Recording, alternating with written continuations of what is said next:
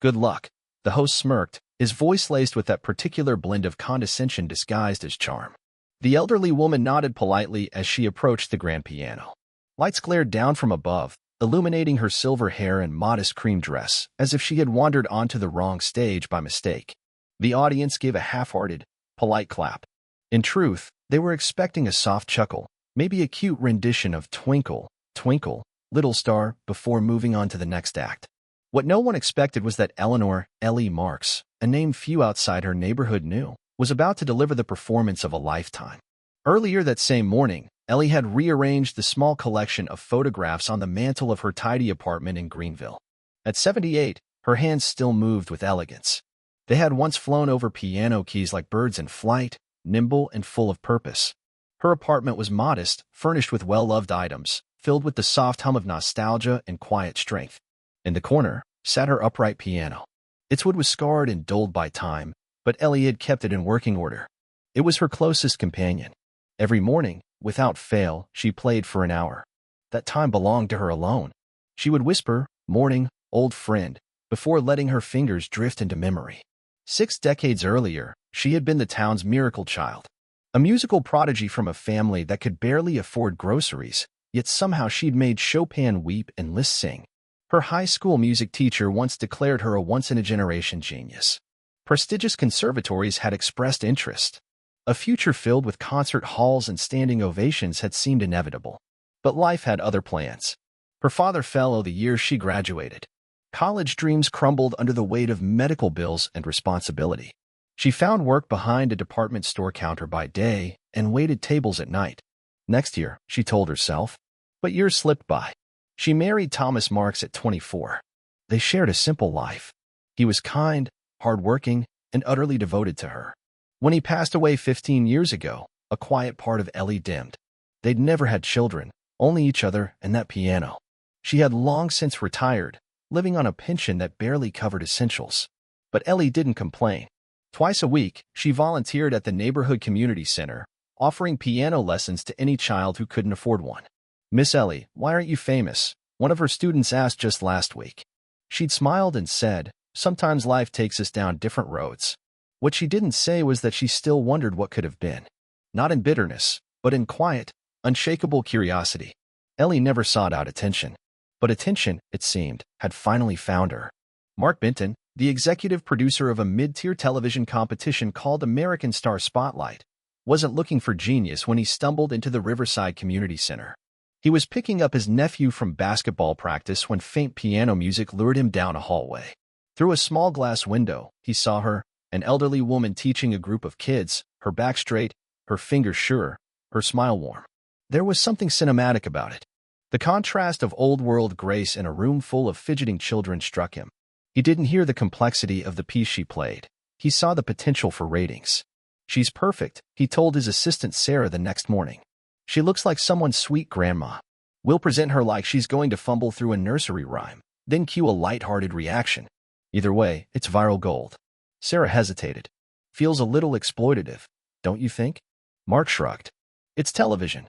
That Friday, after her lesson ended, Ellie was packing up when a well-dressed woman approached her.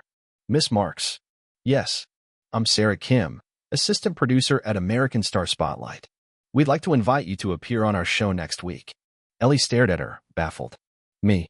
Sarah launched into the rehearsed pitch. "Our producer saw you playing and thought you were perfect for a special segment celebrating seniors who've kept the arts in their lives." Ellie laughed softly. "I'm just a piano teacher. I play at church and with kids. I've never performed on TV. That's exactly why our viewers will love you." Ellie paused, conflicted. The idea terrified her, but the small check they offered could fix the sticky G key on her piano. "If I agree, I get to choose what I play?" "Of course." Ellie hesitated. Then, with a nod that surprised even herself, she agreed. The studio the following week was a chaotic blur of cables, crew, and caffeine. Ellie held her purse tightly as a production assistant named Kevin guided her through backstage. "You'll wait in the green room," he said. Oddly, she was the only contestant there. Soon, Mark entered, all business and too much charm. "Miss Marks, so happy you're here." Ellie nodded. "Still not sure why I was chosen." "America loves stories like yours," he replied smoothly. But minutes later, Ellie overheard Mark and Bradley, the show's smug host, outside the door. She's the perfect setup, Mark was saying. She has no clue. Audience is mostly young tonight. The contrast will land perfectly. Old lady playing piano? Bradley chuckled. This'll be rich. The warmth drained from Ellie's face. They didn't expect talent. They expected a punchline. She could have walked, could have returned to her quiet rituals. But instead, something old and fierce awakened inside her. If they wanted a show, she would give them one, just not the one they expected. When she stepped onto the stage, the applause was light, expectant. Bradley met her halfway. Ellie Marks, welcome. What'll you be playing tonight? Mary had a little lamb. Laughter. No, Ellie answered gently. I'll be playing Liszt La Campanella. Bradley blinked. Okay. That's ambitious. She nodded serenely. I know. She sat at the grand piano. It was leagues above the one in her apartment. She placed her fingers on the keys and shut her eyes. For a moment, she was 17 again. Then she began. The first notes were soft, shimmering like bells. Within seconds, the room shifted. Jaws fell open. Phones lowered. Conversation stopped. Her fingers danced, soared, commanded. The impossible jumps, the swirling runs, she played them all with masterful precision. The audience, once skeptical, now sat spellbound. Backstage, Mark dropped his clipboard. Sarah whispered, "You had no idea." He shook his head. None. The camera crew, hardened professionals, stood frozen. Ellie, bathed in the soft glow of the spotlight, played not for the cameras or the crowd, but for the girl she once was. For every missed opportunity. For the version of herself who had waited tables instead of playing concertos. This was her stage now. When she struck the final note, it echoed like thunder. And for a moment, silence. Then, thunderous applause. Cheers. A standing ovation. Bradley rushed back, eyes wide with awe. Ellie Marks, everyone. She stood, bowed gracefully, and smiled.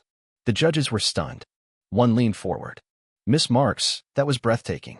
Where did you study? I didn't, she replied. Life didn't go that way. I just never stopped playing. You should have been on every concert stage in the world. It's never too late, the judge said.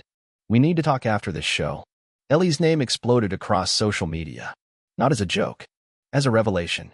Later that night, as she gathered her things, a young girl approached shyly. I play piano too. My teacher says I'm not competition material. But I saw you play, and now, I think maybe I can be. Ellie smiled, took the girl's hand. You don't play for trophies. You play for your heart. That night, Ellie went home, opened the lid of her old piano, and pressed a single key. The G above middle C still stuck, but she didn't mind. Not anymore.